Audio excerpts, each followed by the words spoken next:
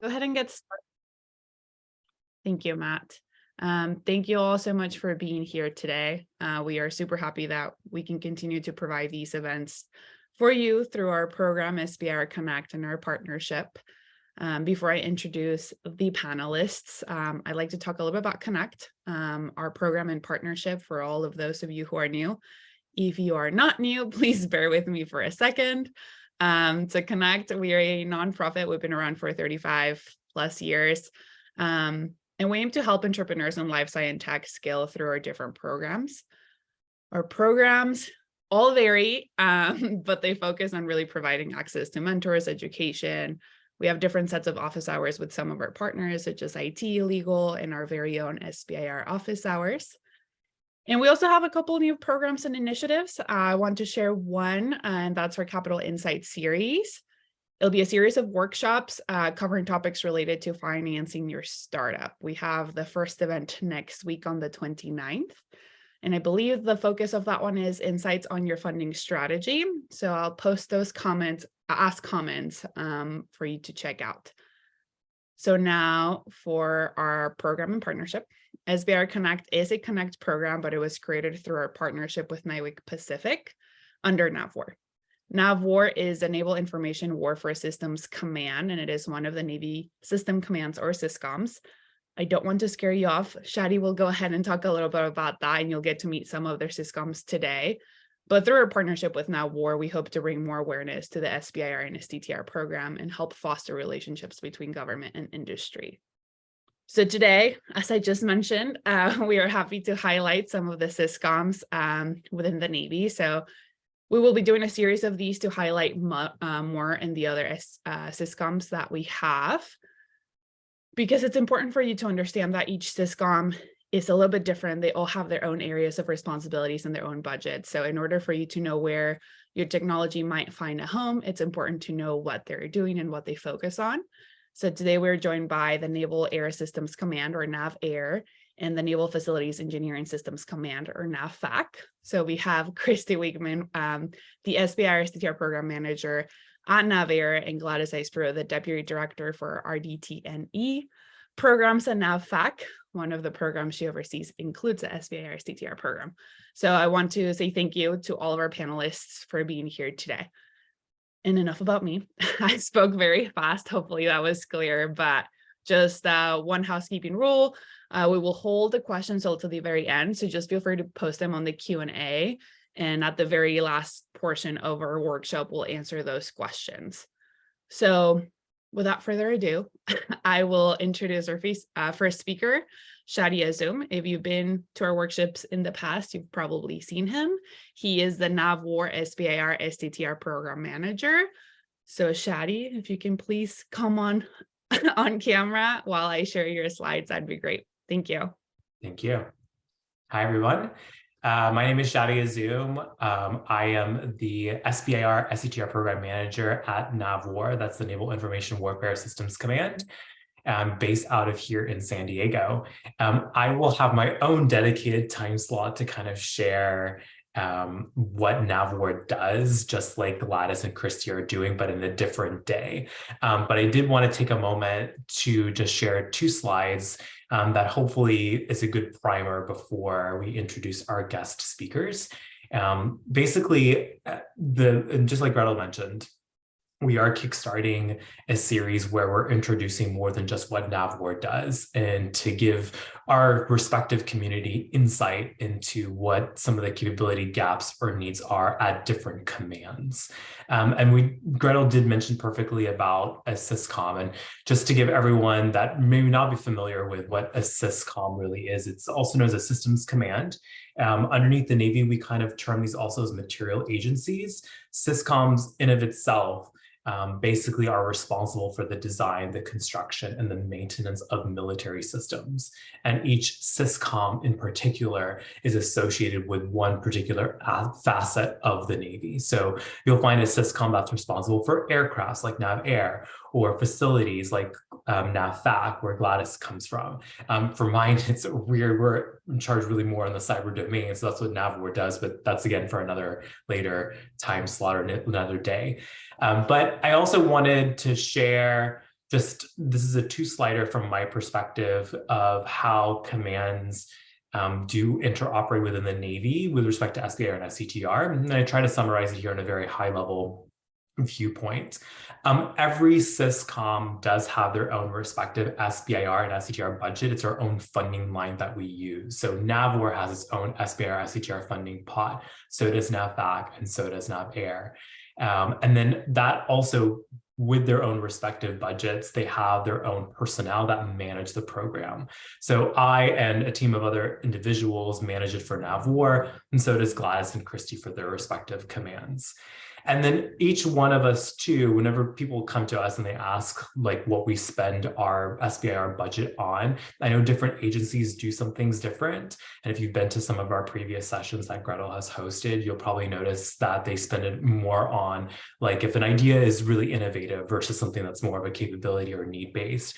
Across the Navy, and hopefully I speak well for Gladys and Christy, is that we use our budget specifically for what our command needs are. So we do our own internal assessment within our own respective commands, talking to each of our quote program offices that we have responsible for the individual different assets or programs underneath what we're responsible for, like aircraft or ships or information warfare systems.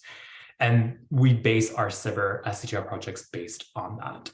And if you've ever wanted to get a hold of one of us, the hyperlink that's shown here on the first slide gives you a direct contact to the individual program manager. So you'll see my name, you'll see Christy's name, and Gladys's POCs also listed on that hyperlink right there. Let's go to the next slide, please. One thing to do point out, and this is one of the things that I really do love about being a program manager in this program, is the fact that we are almost like a tight-knit family. We do meet regularly with the other commands. So with Christy and Gladys, we do meet regularly, at least on a monthly basis, to share topics that are relevant to the program, if there's any updated policies, or if we want to initiate any pilot programs. That's the one thing that I really do love. It just feels like a very big camaraderie. And along those same lines, it's very easy for us to contact and engage with other commands at the Navy level as well. It's just a quick little text message that I can send over to either one of our counterparts to get more information about something or to collaborate on something. It's very, very easy. So I did want to conclude at least my speaking portion with just sharing with everyone how we actually do engage more than just kind of meeting with each other. One of the things that's shown here in the first sub-bullet is sometimes a lot of the awards that are made at one command could be applicable to another command. So if something that NAVAIR is working with has some sort of core capability that might appeal to my specific systems, there is that potential for collaboration between the two commands themselves. Another thing, and we're kind of figuring this out along the lines, is how can we as commands work together on a combined topic? So if you've ever participated in SBIR or SCTR in the past, you'll notice that it's sometimes, for us, it's very specific. It targets one command and one program within that command. But we're trying to find alternative ways, or ways where we can combine forces together and share a topic with each other that might appeal to two different applications. And the last thing is kind of transparent to the small business community, but nonetheless is something to kind of point out, is we actually do share, or we try to share, what our internal operations are, like how we do business at SBIR in the government level. But you as a small business community, if you're watching this as one of them, perhaps how that is realized might be accelerated awards, or just the way that you engage with us could be improved. So having us on the government side sharing ideas of how we do our own internal operations definitely could cascade into other different benefits to the small business community. So that's enough about how Navy is pretty much awesome in the SBIR SCTR world. And I think I will stop there and then hand it over to Gretel back again. Thank you, Shadi. That was great. A great summary for sure. So I will go ahead and send it over to Christy now. So everyone, welcome Christy. She is the SBIR SCTR program manager at NAVAIR. So while I pull up her slides, please say hi. Thanks, Gretel, and thanks, Shadi, for having me. As Shadi mentioned, I am his counterpart at NAVAIR.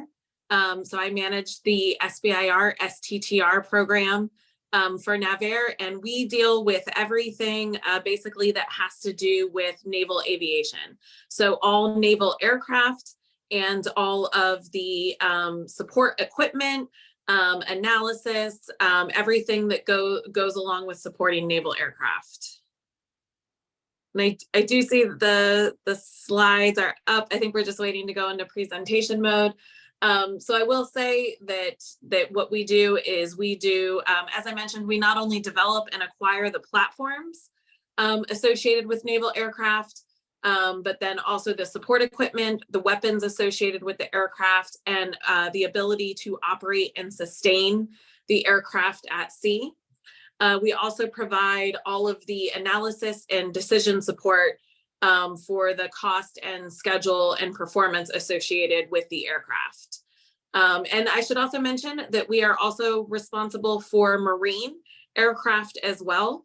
They are part of NAVAIR. I'm sorry, my computer and my monitor are not wanting It's to. okay. I'll go ahead and just kind of keep on going. I'm on slide 3 whenever we get there. There you go. Okay, great. If you want to just, there we go, right there. Good job. All right, thanks. So our major priorities that we have for NAVAIR are focusing on the capability of our aircraft, affordability of our aircraft, and availability, which includes readiness and having aircraft that are able to take off when we need them to. We're also adding a 4th focus area, and that is going to be safety. So you'll probably see that if you ever see a NAVAIR brief in the future, safety should be added on there as a 4th area. So not only do we want to deliver that superior warfighting capability that the fleet needs to be competitive, but we also want to do it at a cost that we can afford. And our small business partners are a huge part of us being able to drive down acquisition costs and long-term maintenance costs. So really appreciate you guys and being part of our acquisition force for that. So I'll go over a little bit of what NAVAIR is, what the organization looks like, and the type of technologies that we invest in, and then I'll talk a little bit about our SBIR program. So moving on to the next slide, you can see kind of where NAVAIR is located. It is a very large organization, over 40,000 employees on both coasts and abroad. So we're made up of, we have our NAVAIR headquarters, which is located in Pax River, Maryland. That's where I am. And then we also have 2 warfare centers. Naval Air Warfare Center Aircraft Division is also located at Pax. We also have a satellite site in New Jersey and in Florida. And then Naval Air Warfare Center Weapons Division is located out in China Lake and Point Mugu, California. We have several of our COM-FRC sites. Those are fleet readiness centers where we do all types of aircraft repair. Those are located on both coasts and also out in Japan. And our organization is divided into 5, we call them PEOs. I'm going to cover exactly what the PEOs are later, but I just wanted to bring your attention to that we do have several different types of products, and they all are aligned to a PEO or Program Executive Office. Next slide. So the Naval Air Warfare Center Aircraft Division, as I mentioned, this has 3 sites, Pax, Lakehurst, New Jersey, and Orlando, Florida. And this is where we do all of the research and development for our aircraft and our training systems. Next slide. The Weapons Division, as I mentioned, out in China Lake and Point Mugu. And this is where we do all of our research and development for weapon systems. Apologies, 1 minute.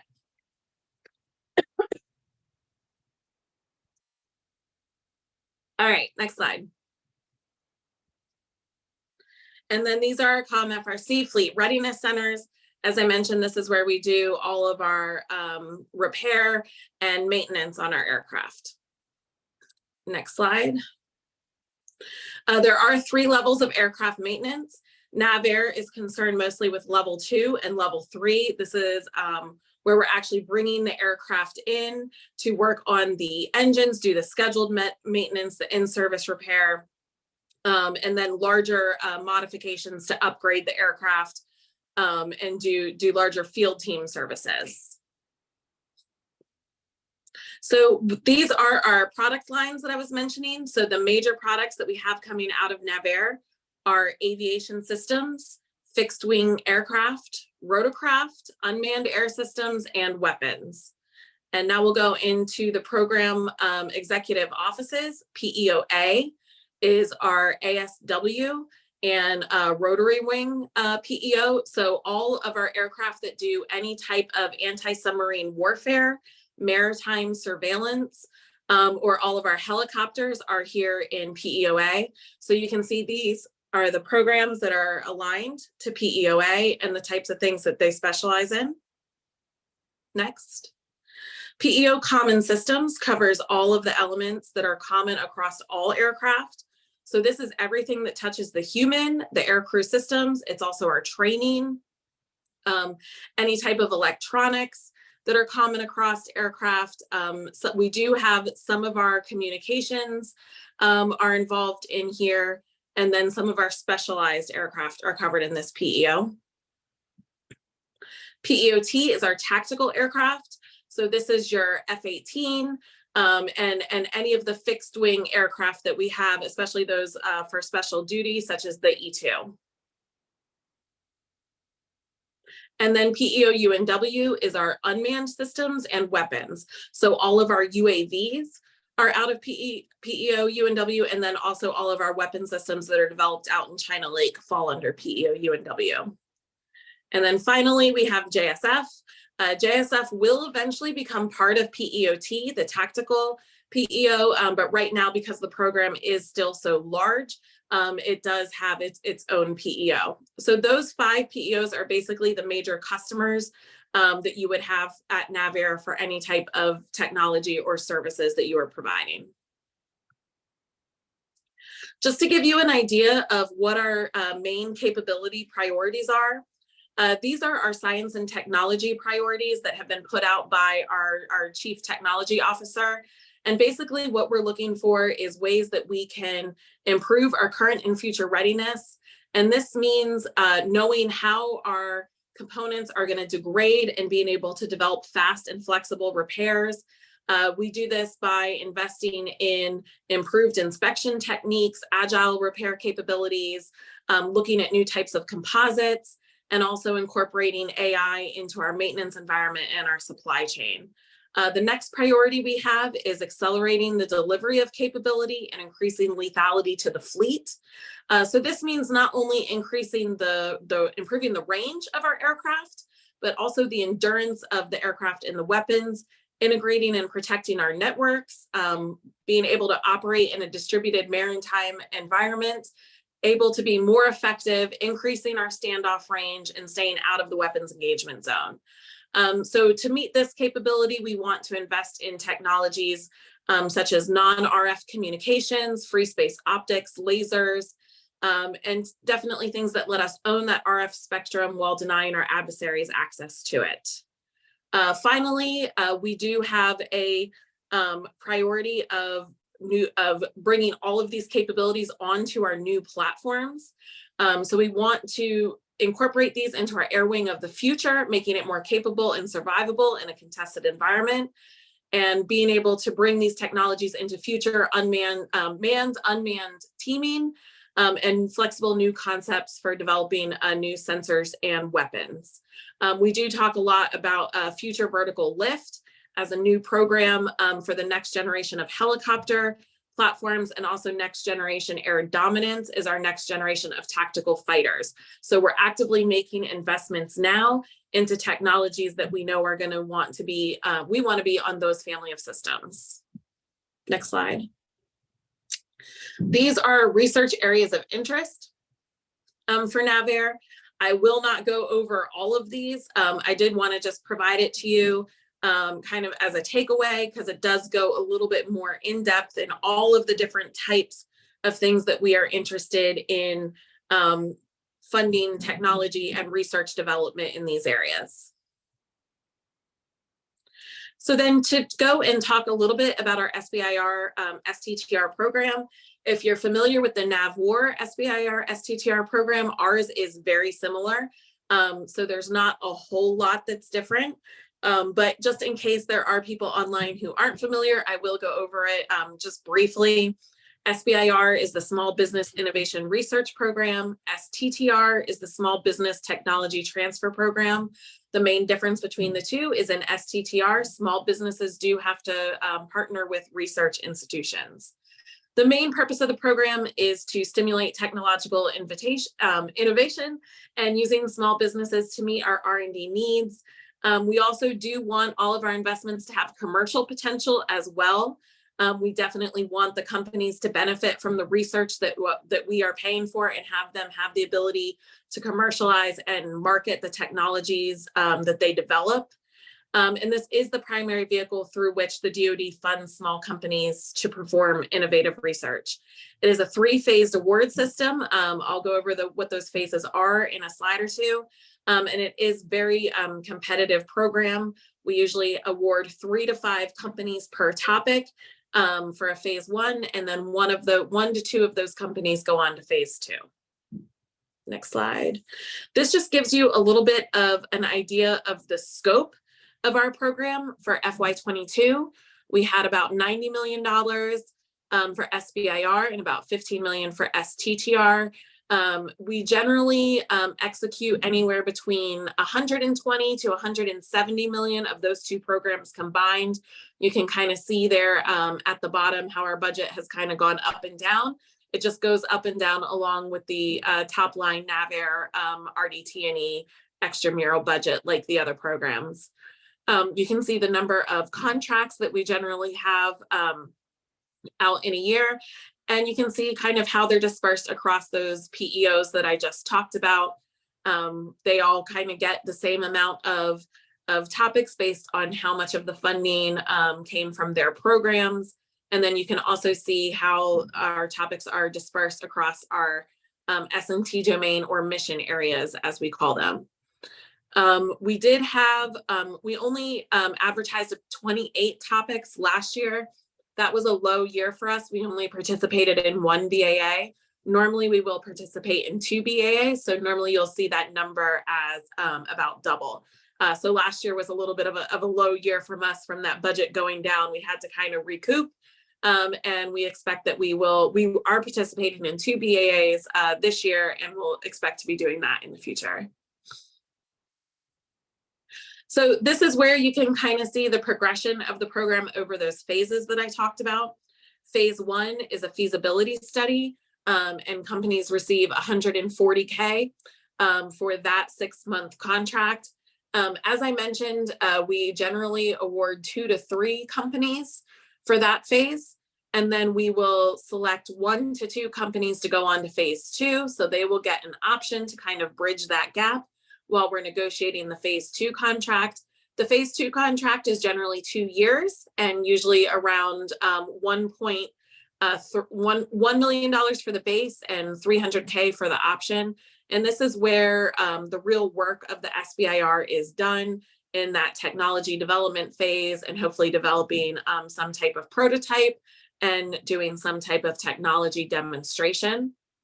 Ultimately, the goal is to get out to phase 3 all the way on the right. This is where we are no longer providing SBIR funding and we have a customer who is putting funding towards the small business to transition their technology.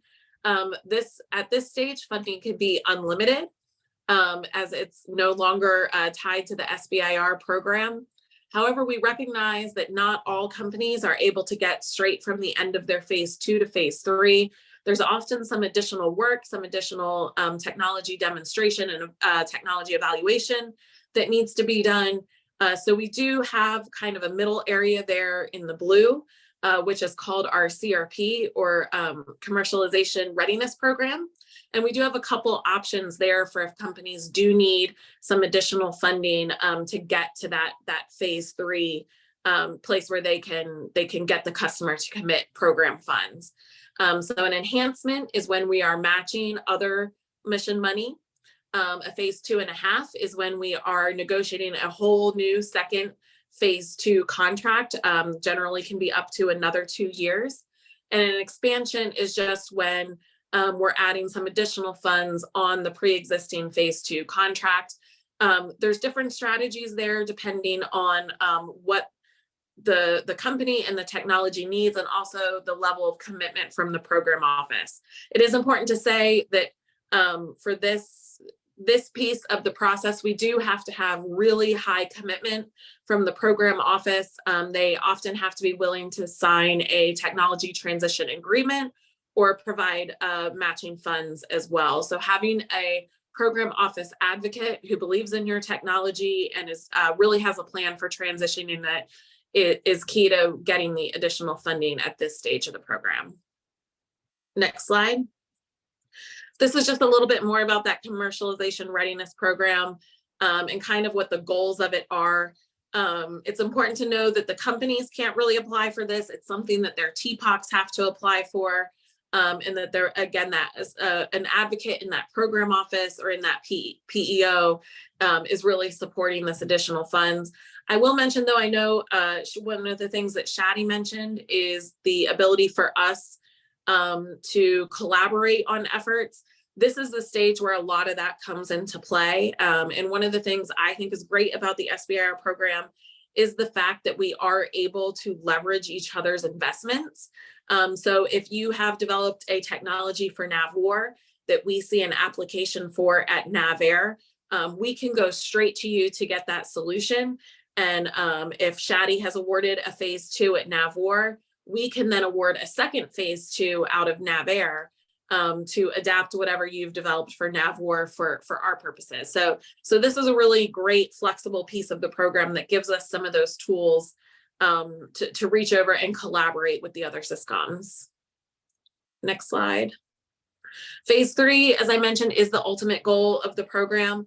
We do have a dedicated phase 3 team. So we have 2 members of our program office that their entire job is to process phase 3. So even though it's no longer using SBIR funding, we are here to help and make that process a little easier so the program offices can come to us. We work with a dedicated team of contracting specialists in order to get those contracts awarded. So that is a service that we also provide at NavAir.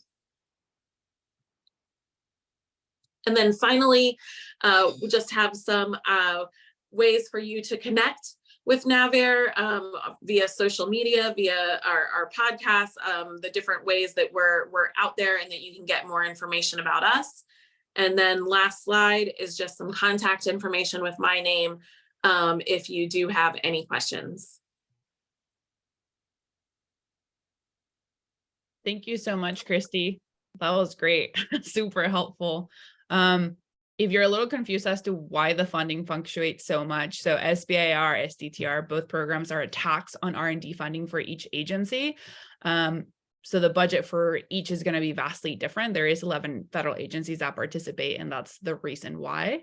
We do have some resources if you're curious as to why that is. We did post some links for you where we break down a little bit of the structure. So if the PEOs and the PMWs were confusing, we did our best to put that on the blog. So the link is there. So now I'm going to go ahead and introduce Gladys with NAVFAC. And so while hopefully I don't have any more issues sharing my screen, everyone please say hello.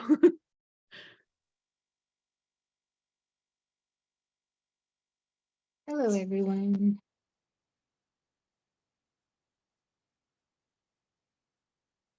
All right, so we'll wait for Greta to put up my slides.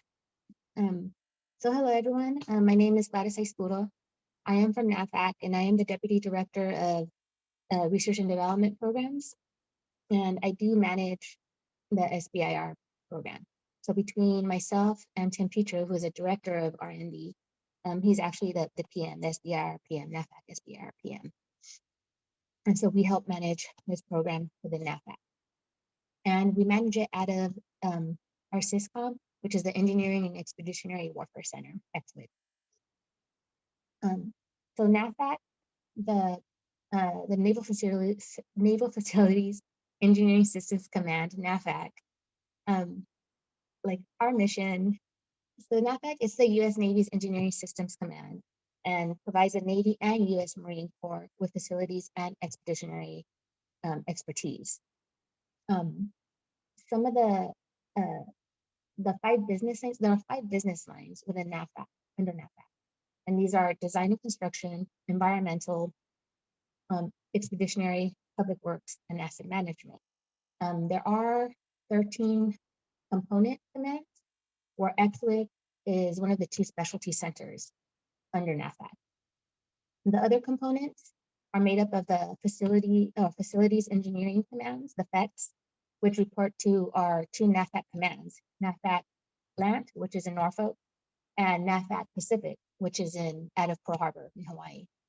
So NAVFAC XWIC, again, we're the only warfare center under NAVFAC, and we are an Echelon 3 command, and we provide technology and solutions from enduring bases to forward deployed expeditionary locations. And we pivot across the full spectrum through our expeditionary, oceans, and shore mission portfolios. So XWIC was just, well, kind of recently, back in 2017, it was authorized as DoD's newest science and technology reinvention laboratory, which was a big deal for our warfare center. You will see here that we have several technical capabilities covering the full life cycle, and you'll see environmental restoration, shore environmental compliance, expeditionary equipment and systems, waterfront facilities and systems, undersea facilities and systems, shore facilities, energy technologies, facility and expeditionary operations. So we are very well-rounded, and we do cover more than just facilities. Because I feel like when we say NAVFAC, people just might only think facilities. So it is much broader than just that, because we do have like the waterfront, the undersea, the expeditionary. Next slide. So Christy touched on this, but you know, how does NAVFAC develop SBIR topics? We don't have program offices, so ours are a little bit different. But like overall, and I think this is true across the Navy, but the topics, they are developed by the government, not by industry, and they are traditionally narrow in scope, but we do try to keep them broad enough so that when we go from like the phase 1 through phase 2 and 3, there's enough wiggle room to correct if needed. Because sometimes when you're going through your phase 1, as you're going through, you'll realize like you might not be able to get through enough, or certain technologies or the direction that you're going to isn't quite what you thought, and you have to pivot a little bit. So we try to provide enough wiggle room within that to be able to allow for those types of adjustments as we go through the phases. So the topics here, like they do have to seek a solution to a defense need. They should allow significant flexibility to you all, the small businesses, to formulate your own approach. Because we do want innovative solutions. So we don't want to tell you how to do it. It's just, you know, how do you solve this project? So what's out there? We don't want this to be duplicative, and we do try to write them as clearly as possible, so it has enough detail for you guys to understand what it is what our needs are. Next slide. So what are some of our NAVFAC topic areas? Again, we don't have EOs to go after that help us zoom in on what the needs are.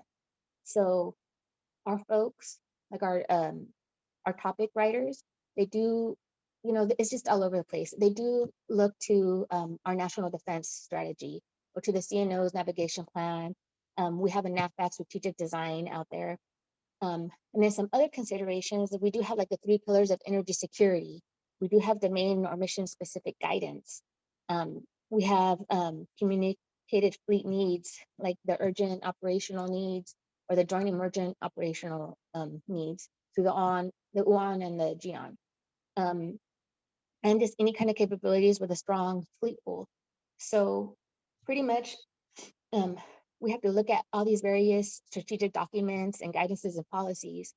So when our people come in with a topic, they have to tie it in strongly to at least one of these, if not multiple, and also have the backing of someone that's going to be able to advocate for us and can help us go after those future funds to be able to get it to phase 3. So those are the types of things that we look to when a topic is being developed. Next slide. Some of the other things that we look to are the science and technology objectives, the STOs, the STOs. So some of the STOs that we have under NAFAC are protecting Navy installations, and this is to enable the Navy's ability to maintain, train, and equip combat-ready naval forces capable of winning wars. So by deterring aggression and maintaining freedom of the seas. And then we have the affordability of the facility life cycle.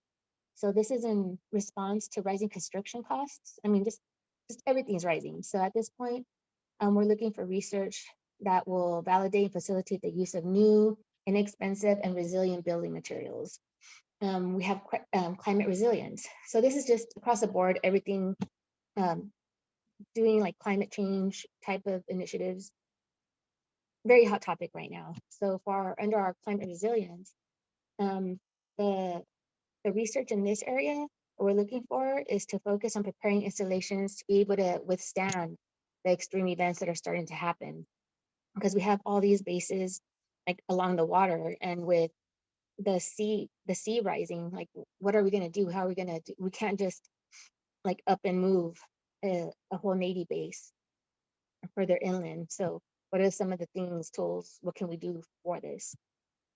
Also, like under this, there are some executive orders that define some federal goals, such as the net zero emissions building portfolio by 2045, and then 65% reduction in the greenhouse gases by 2030. So those are, what can we do to help with those goals? We also have water security. So like energy, like water is a critical asset that's needed to sustain life and function on all installations. So we just want to be able to find various ways in protecting this commodity and how to get it, how to deliver it and get it where needed, when needed. And then we have energy security, which aligns with our Department of Navy energy security framework, and the NAFAC instruction P602 pillars of energy security, which I have shown in the previous slide. And then we have expeditionary systems. So this is the strategic priorities of so the strategic priorities under this one is aligned with the NECC Science and Technology Strategic Plan. So NECC is our Navy Expeditionary Combat Command. So anything like under their S&T objectives. Next slide. So Christy went over this part a little bit, and she showed how NAVAIR, how they're broken up. NAVFAC, like she mentioned, each SysCom is a little bit different. However, I think phase 1, we're probably all the same when it comes to phase 1, or very similar in terms of, like it's made up of a base and an option. Ours are 6 months each. The first is 140, followed by 100K. And then it's followed on by a phase 2. So in phase 1, typically each topic we award to 3 different contractors. And then as it progresses into phase 2, typically 1, sometimes 2 will move on to phase 2. Our phase 2 is a base and option, both 1 year long, 12 months each, at 500K for the base and 500K for the option. So again, you'll notice that our budget is smaller than NAVAIR's. And we do have that middle area, the subsequent phase 2. It's there, although we haven't really used that portion too much, but it's not to say that we can't use it. We just usually don't go that route. What we have done is, I think we have been able to go back to NAVC. Several times we've been able to go back to NAVC BAAs or topics and do subsequent phase 2s from theirs. So we have done like reach backs in the past. And then, like, again, Christy mentioned this, ultimate goal is to get to a phase 3 where it's other people's money. In other words, at that point, the SBIR program is no longer funding it. So we have to figure out other ways to move it along to this stage. And actually the phase 3, that's the stage that NAFAC has been trying more and more to do better with, because in the past we didn't have a good track record. So now we're being more stringent on how the topic is written and who's backing it and who our advocates are, who the tech transition partners can be, trying to identify all that as early as possible so that we can have a stronger chance of getting to phase 3s. Next slide. Okay, so that was pretty much how NAFAC has theirs, our SBIR program. And I just wanted to provide you all also with some other XWIC points of contact. So these are other POCs that you guys can reach out to for small business opportunities. Ms. Danielle Kincaid, she's our small business deputy, and she can help to determine where a small firm technology might best fit within our command. And it's typically finding what our current contracts are and if small businesses are able to meet those needs that those contracts are going after. And then we also have our ORTA, our Office Research and Technology Applications Manager, Mr. Mark Thompson. And he can help with partnerships, CRADAs, and other types of agreements. So just wanted you all to have that. And then I do have a couple backup slides. And Gretel, if you want to go to those pretty quickly. I would just wanted to show these to you all, just to give you an idea of how broad our SBIR topics can be. Because again, we aren't like the other syscoms, like we don't have the PEOs. So we are all over the place. So for example, like in 21.3, we had automated peer battle damage assessment for 3D scanning data. If you go to the next one, we had a, let me see, where is it? And we had this other weird one that was like an egg oiling thing, but I think I put 2 of the same slides in here. I apologize for that, folks. Regardless, we have a variety, and everyone can actually go and look these up on the SBIR.gov website to see like the variety of topics that NAFAC has put out there. NAFAC, we are one of the smaller SBIR components. So our budget is really small. And so we only participate in one of the BAAs each year. And that typically is the .3s, the .3s. So we'll be participating in the 23.3 BAA this year. And again, because we are one of the much smaller syscoms, we only put like 1 or 2 topics out each year. So that gives you an idea of how small we are. So usually, you know, we get pretty good responses or proposals to our topics, but it's very different than what NavAir or NavC might provide. And then finally, I do have those online resources that I find are very helpful. There's a whole other list of other resources for SBIRs within NAFAC, and just within DoD in general, and then just other agencies outside DoD. So this program is pretty amazing.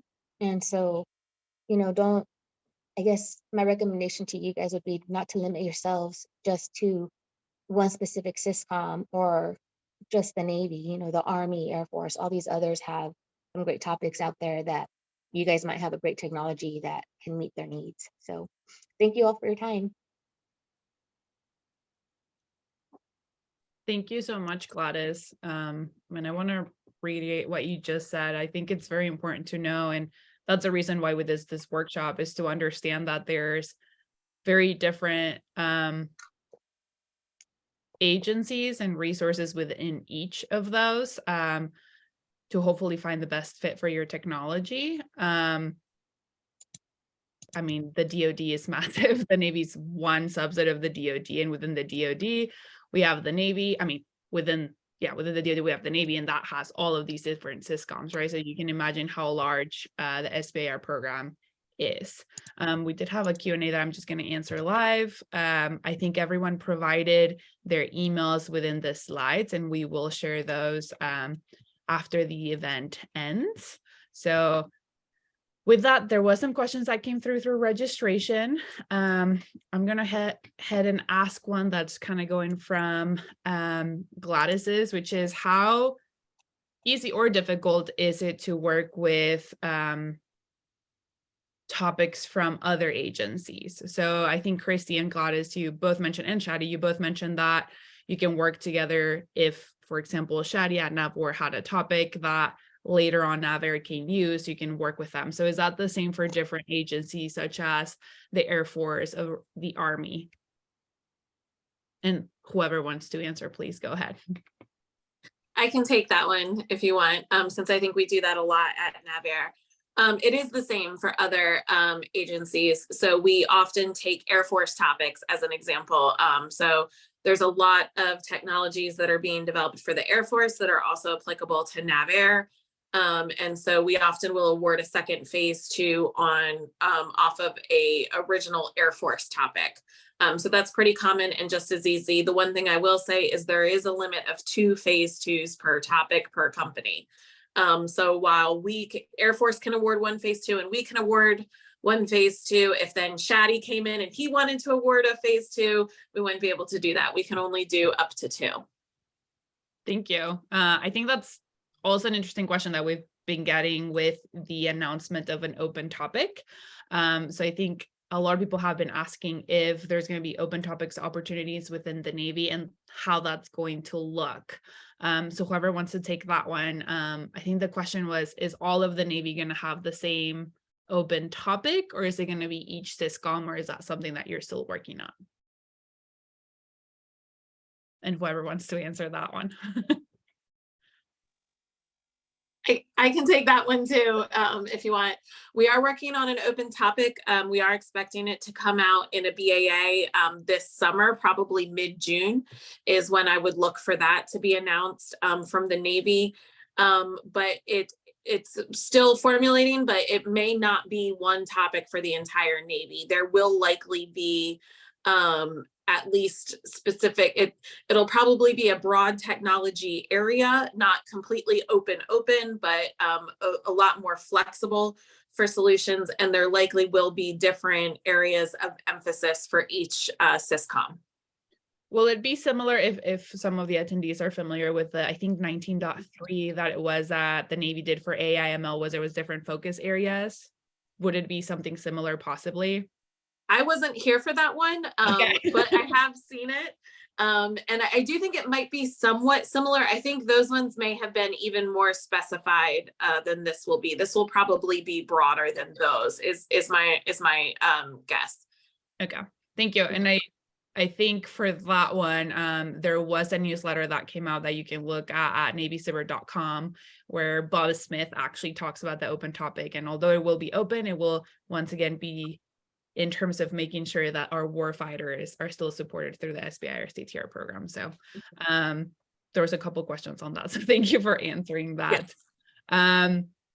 For a couple of questions that came through where, I mean, except for Gladys, so thank you for clarifying that. For the PMWs and PEOs, is there a specific way for small businesses to reach out to those directly, or is going through your office the best opportunity for them to speak to those TPOCs? And I also want to, along with that question that came through, say that you cannot write an SBIR topic as industry. But if someone had a technology that could be a fit, and I think Shadi's back online, for example, if someone comes and says, I have a technology that's very specific for this PMW, how can I showcase that? And if that's an opportunity. So at least for like NAVWAR, and I can't speak for the other systems, but I know like I think it's easier to have one focal point to the various program offices because their information might not be public. So I think if there is some applicability to or interest in connecting with one of our program offices under NAVWAR, by all means, they're welcome to send me an email for me to connect them to that. And we usually do our own internal like sifting process, where if a company does reach out to us and they would like to like contact, or they have a specific white paper that they're providing with us, we can do the fact-finding mission to find them to the appropriate office themselves. Thank you, Shadi. And I think like Gladys actually shared a good amount of contacts with you all. So I think there's a little bit more of a direct line there too. So thank you. This question is regarding the schedule for 2023/2024. And I think there was a question on the 23.4 topic and whether that's going to be just at any time of the year different systems can share different topics, or if there's a way to know specifically when that will be posted. And I'll let anyone take that one. So this is Christy. We've never actually used the the .4 BAA, but that is my understanding, is that kind of anyone can jump on that and use that one at any point in the year. So I don't know if there's a way to know exactly when that is going to come out. I'm sure that there is that newsletter that will help our following on, you know, LinkedIn. I'm sure there's those kind of ways to get the announcements, but I've never used it specifically at NAVAIR, but that's my understanding, is that there could also be like multiples of the 0.4s at different times of the year. Thank you. And I do think the DoD SBIR SDTR website has a subscribe button. So for those small businesses that want to stay connected, we used to call it CITES, but is DoDSBIRSD.com, I believe, and I can put on the comment. And I believe there's a subscription button for you to register, and you get to see all of the DoD topics, not just the Navy, on that as well. I think one of the last few questions I have that we received, and I'm going to combine it because it was a couple separate ones, but is there an opportunity that is specific to veteran-owned or woman-owned businesses to present their solutions, since that is a part of the registration typically? And I can answer this one, or someone can answer. I think we all just classify it that they're all within it's sort of that sounds harsh, but like it's just in one bucket. I don't think we give any special preferences to any subcategory within small businesses, but I don't think I speak for across Navy if that's the case. Thank you. And I think a reason for that, once again, is that the SBIR SDTR program is a highly competitive program. So we want to make sure that it is equal across everyone that applies.